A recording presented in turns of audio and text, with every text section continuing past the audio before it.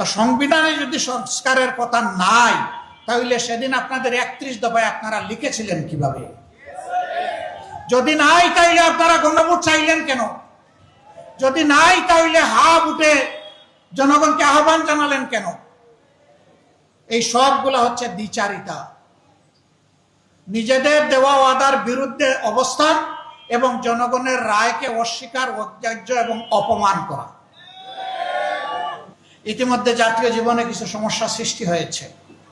যে জুলাই আজকের এই পরিবেশ আমাদেরকে দিল, যেই জুলাই 2026 সালের 12 ফেব্রুয়ারির নির্বাচন এনে দিল, সেই জুলাই একসাথে দুটো নির্বাচন দিয়েছিল, একটি সংসদ নির্বাচন আর একটা গণভোটে নির্বাচন। দুই নির্বাচনে আপনারা আপনাদের মূল্যবান রায় প্রদান করেছেন। প্রথমটিতে যেমন ভাবেই হোক একটি দল তারা সংখ্যাগরিষ্ঠ অর্জন করেছেন এবং সংখ্যাগরিষ্ঠতা অর্জন করার পরে তারা সরকার গঠন করেছেন। এখানে তারা বলছেন তাদেরকে 51% মানুষ ভোট দিয়েছে, কিন্তু গণভোটে সংস্কারের পক্ষে সংবিধানের যে সমস্ত আইনের কারণে এতদিন জনগণ অধিকার হারাচ্ছিল, ফ্যাসিবাদ কায়েম হয়েছিল, সেই জায়গাগুলো পরিবর্তন করে সংস্কার করার পক্ষে রায় দিয়েছে 68.1% মানুষ। এই গণভোটের গণরায় ইতিমধ্যেই সরকারি দল অস্বীকার করেছেন।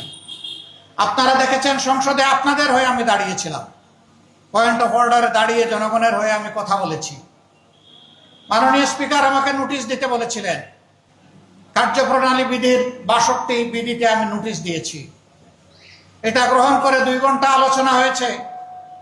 আমরা আশা করেছিলাম, আমি যেমন গণভোটে হা ভোট চেয়েছি, জনাব তারেক রহমান তিনিও কিন্তু গণভোটে হা ভোট চেয়েছেন।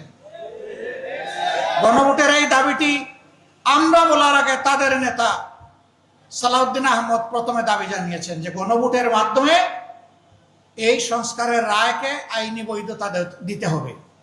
আমরা সমর্থন করেছি।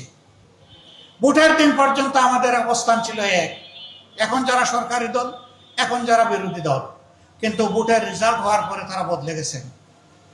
যখনই তারা 2/3 সংখ্যাগরিষ্ঠতা যেভাবেই হোক, যে মেকানিজমে হোক তারা লাভ করেছেন, এরপরেই তারা অতীতের সমস্ত ওয়াদা ভুলে গেছেন। তারা তাদের দলীয় 31 দফা ইশতেহারের কথা বলেন, সংস্কারের কথা বলেন। ওই দফার প্রথম দফা হচ্ছে তারা যদি সরকার গঠন করেন তাহলে তারা একটা সংস্কার কমিশন গঠন করে সংবিধানে ওই সমস্ত ধারাগুলাকে সংস্কার করবেন যে ধারাগুলা অতীতে সরকারকে ফ্যাসিবাদী বানিয়েছে। আমরা এখন যখন সংস্কারের কথা বলি, সরকারি দল তখন বলে সংবিধানে তো কোনো সংস্কারের কথা নেই। তো সংবিধানে যদি সংস্কারের কথা নাই, তাহলে সেদিন আপনাদের 31 দফায় আপনারা লিখেছিলেন কিভাবে? যদি নাই তাহলে আপনারা গণভোট চাইলেন কেন? যদি নাই তাহলে হা উঠে জনগণকে আহ্বান জানালেন কেন? এই সবগুলো হচ্ছে দ্বিচারিতা, নিজেদের দেওয়া ওয়াদার বিরুদ্ধে অবস্থান এবং জনগণের রায়কে অস্বীকার, অগ্রাহ্য এবং অপমান করা। যখন স্পিকার এই ব্যাপারে কোনো সিদ্ধান্ত দেননি, আমরা আশা করেছিলাম স্পিকার সিদ্ধান্ত দিয়ে বলবেন গণভোটের রায় গ্রহণ করা হলো। তিনি এইটা না বলে বললেন যে এই আলোচনা এখানে সমাপ্ত হলো, যেটাকে সংসদীয় ভাষায় বলে টক আউট। আলোচনা হয়েছে, ফেলে দেওয়া হয়েছে, এখন আর নাই। আমরা মর্মাহত হয়েছি, জাতি কষ্ট পেয়েছে। আমরা তখন জাতিকে কথা দিয়েছি, যেমন ইলেকশনের আগে আপনাদেরকে বলেছিলাম আমরা নির্বাচিত হয়ে সরকার গঠন করলে, আমরা বিজয়ী হলে আপনারা গণভোটে যে রায় দিবেন সেটা আমরা বাস্তবায়ন করব। আমরা যেহেতু সরকার গঠন করতে পারিনি, যেহেতু সংসদের ভিতরে আমাদের কথাকে, জনগণ কথাকে, ন্যায্য কথাকে আমলে নেওয়া হয়নি, সেই কারণে আমরা আবার জনগণের দাবির সাথে একাত্ম হয়ে জনগণের কাছে ফিরে এসেছি এবং সেই দাবি আদায়ের জন্য আজকে থেকে আমরা আন্দোলন শুরু করেছি। আপনারা দেখেছেন বায়তুল মুকাররম উত্তর গেটে আজকে এই দাবি আদায়ের জন্য আর এই দাবিকে অপমান করার জন্য, তার প্রতিবাদে এবং দাবি আদায়ের পক্ষে প্রথম কর্মসূচি বাস্তবায়িত হয়েছে।